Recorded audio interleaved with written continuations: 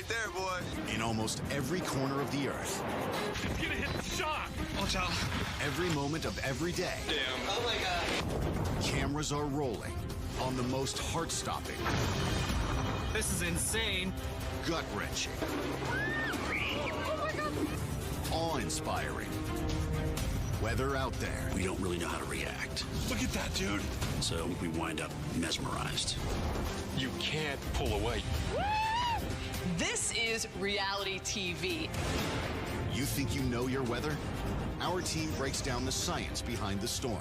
You can see the water flowing into the vortex. Inside the most shocking viral videos that will blow your mind.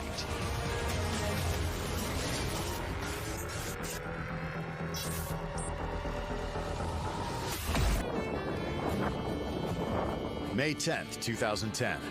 Far from the unpredictable slopes of Aconcagua, storm chasers prepare to track down tornadoes. The day's weather reports predict tornadoes across Oklahoma. Looking over this way. So you've got this car full of young storm chasers, maybe not 100%, sure of exactly what they're doing or getting themselves into. They see tornadoes and yet they're continuing to drive towards them. Here it is. It's like they're just so excited about it that they just can't get enough. Oh, here's a funnel cloud right above us. Here's one right. There's two of them. Tornadoes do form multiple vortices that revolve like a merry-go-round about the parent tornado. And you can get some of the worst damage by those multiple vortices. Oh my God!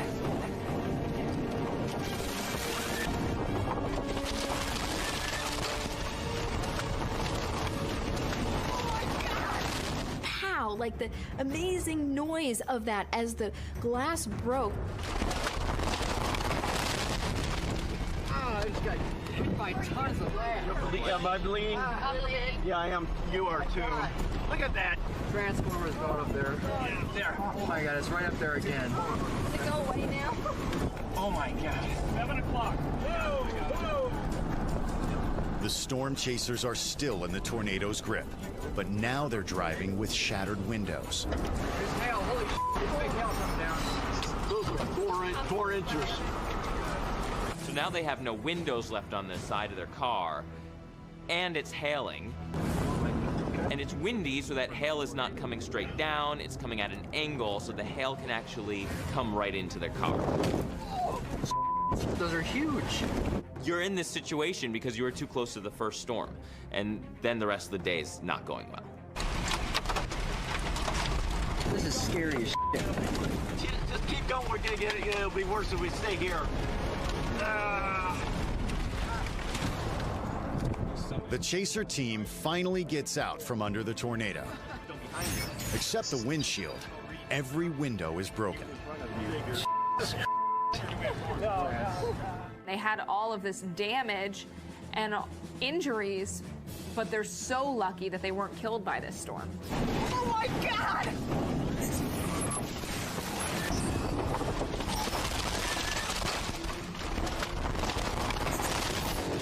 To be a tornado, the circulation must touch the ground.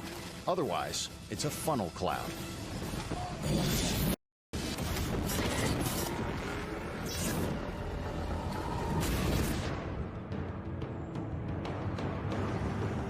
The Japanese go about their daily lives, seemingly unfazed by the roughly 1,500 earthquakes that rattle the country each year.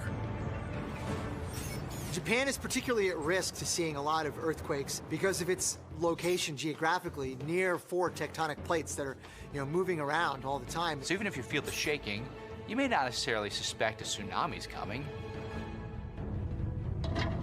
But on March 11th, 2011, the biggest earthquake in Japanese history slams the country. Big underwater earthquake, 9 on the Richter scale, led to an incredible tsunami. When you displace Earth underwater, you're then displacing water. You're creating this massive wave or series of waves. The epicenter is just 80 miles off the coast. In less than an hour, the first tsunami waves hit Japan.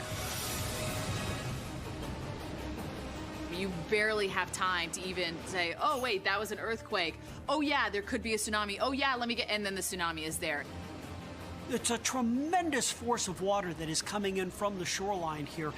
Millions of pounds of force that is working its way through this town. I can't get over that boat. Tsunami waves can follow drainage channels and move inland from the coast. Then you feel the shaking because the force is so strong. And then here comes the water. It's not just water, it is houses, cars, everything. There's no defense against something like this. The tsunami surges inland as much as 6 miles. The fast-moving seawater and debris is a nightmare come to life. Whoa. They could not have cut that any closer. I probably would have flipped it and not been so proper about that K-turn.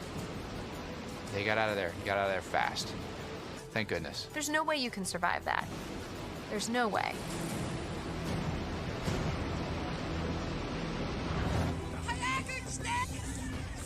Like those in cars, pedestrians swamped by a tsunami rarely survive. Oh boy, every time I see this video, it gives me goosebumps. With very little warning, these individuals have to flee to higher ground to save their lives. In a matter of seconds, this turns into a catastrophic situation. There are several vehicles that have been washed into this area that are floating as projectiles. If anybody is still in the water here, they can easily get hit and taken out by the vehicles. Even when the camera is roughly jostled, the sound alone is disturbing. The audio is heartrending as you hear people just screaming because they know that they are being threatened by the tsunami. The individuals shown in this video are believed to have reached safety on high ground and survived the tsunami.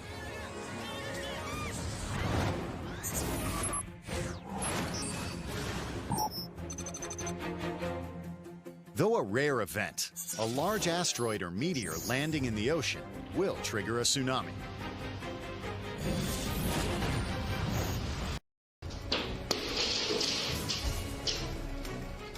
I don't know if I'd necessarily want to watch my house burn live on my cell. Everything in a home has meaning, and to watch it just get run down by a fire is really heartbreaking. You could actually hear the fire alarm going off. That's scary. Flames destroy electrical wiring in the house. You almost wonder, is it better to just go back and see that it burned down than actually have to watch it burn down? This house is among thousands of Fort McMurray homes and buildings destroyed by the fire.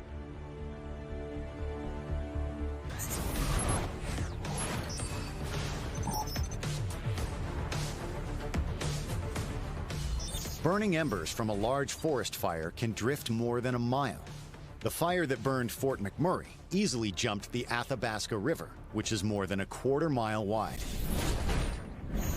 The last thing you want to see hanging outside your front windshield. But that's what a husband and wife are facing as they cower in their car along North Carolina's Highway 264. Oh my God. Calm down. So the husband just cracks me up. I mean, what a good guy, calming down his wife while she is freaking out, rightly so. There's a tornado right in front of them. They clearly were in danger. They don't know where it's moving to. There's an increasing chance of stormy weather inside the car as well. If the winds pick up, we'll get out and land this ditch. You land a ditch? Oh my God. Yes, Oh my God, oh my God. No, I'm not. In a ditch. No, I'm not. I'm not getting out of the car. Get down. No, I'm not. If you've got a ditch nearby, it's deep enough, it's not full of water where you're gonna drown, it might be a viable option, but your car also offers protection. Baby, I'm not getting out of the car.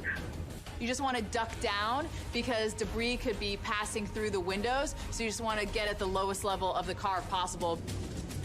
And if the winds pick up and lots of starts flying, we have to get out of this glass enclosed. Oh my God. We might have to get out of the car and lay on the ground. Oh my God. We're in a glass cage. Why are you rolling the window down? Equalize pressure inside the car in case we have to open the door. No one equalizes the pressure anymore. That's what we did back in the 60s. It's not what we do today. The problem is your whole vehicle going to be pushed on, rolled? Is it going to be picked up by the updrafts of the tornado and tossed and bounced across the countryside? Opening the windows, that's not something you need to be really worried about. Oh my God, baby! Oh my God, it's coming! Yep, calm down. Besides tornado survival, the couple's predicament raises a related safety issue: whether to tell someone to calm down. Listen, the reality is nobody likes to be told to calm down when they're freaking out. You don't want to be told, calm down. It's the worst. I think later on he probably is going to be in trouble, but in that moment, I think it was the right advice. I don't know what that conversation was like afterwards. Go, go, I think it's coming near us. If you've ever been cornered by a tornado, you know there's nothing better than watching it get smaller in your car's rear window.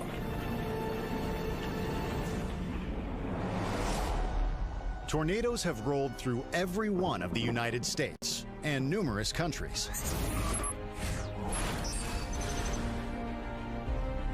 Weather conditions in Antarctica could theoretically generate a tornado, but not one has ever been documented there.